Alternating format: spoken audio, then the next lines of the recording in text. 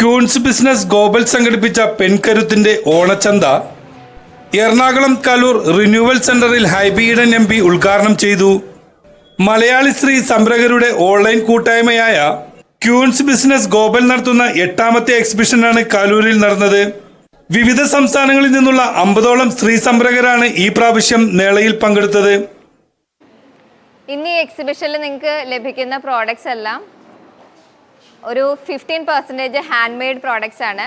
അത് hand paintings ഉണ്ട്, crochet products ഉണ്ട്, അല്ലാതെ ഹാൻഡ് മെയ്ഡ് ജ്വല്ലറീസ് ഉണ്ട്, ക്രാഫ്റ്റ്സ് ഉണ്ട്, അങ്ങനെ ഒരുപാട് സാധനങ്ങളുണ്ട്. അതുകൂടാതെ ഡയറക്റ്റ് ഡീലേഴ്സിൽ നിന്ന് പർച്ചേസ് ചെയ്ത് കൊണ്ടുവരുന്ന പലതരത്തിലുള്ള സാരികൾ, അതുപോലെ തന്നെ ഹാൻഡ്ലൂം പ്രോഡക്ട്സ്, കൂടാതെ വീട്ടിലിരുന്ന് സ്മോൾ സ്കെയിലിൽ ബിസിനസ് ചെയ്യുന്ന സ്ത്രീകൾ ഉണ്ടാക്കുന്ന അച്ചാറുകൾ, ഫുഡ് പ്രോഡക്ട്സ്, കോസ്മെറ്റിക് പ്രോഡക്ട്സ് ഒക്കെ ഇവിടെ ഇന്ന് എത്തിയിട്ടുണ്ട്. ഏകദേശം ഒരു 50 ഓൺട്രപ്രണേഴ്സാണ് കേരളത്തിൻ്റെ പല ഭാഗത്തു നിന്ന് ഇവിടെ എത്തിയിട്ടുള്ളത്.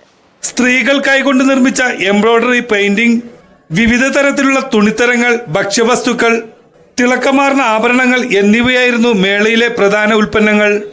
ഒരുപറ്റം ഭിന്നശേഷിക്കാരായ സ്ത്രീകൾ കൈകൊണ്ട് നിർമ്മിച്ച പായ്ത്തുണികൾ വെച്ചുള്ള മനോഹരമായ ചവിട്ടികൾ മേളയിലെ പ്രധാന ആകർഷണമായിരുന്നു.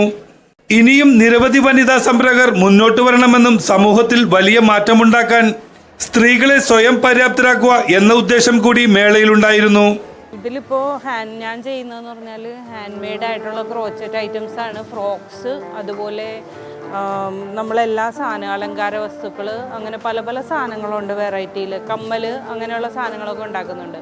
പിന്നെ ഞാൻ ചെയ്യുന്ന പറഞ്ഞാൽ വാൾ ഡെക്കറും 3D ആർട്ടൊക്കെയാണ്. പെണ്ണുങ്ങൾ മാത്രം ചെയ്യുന്ന ഒരു സംരംഭമാണ്.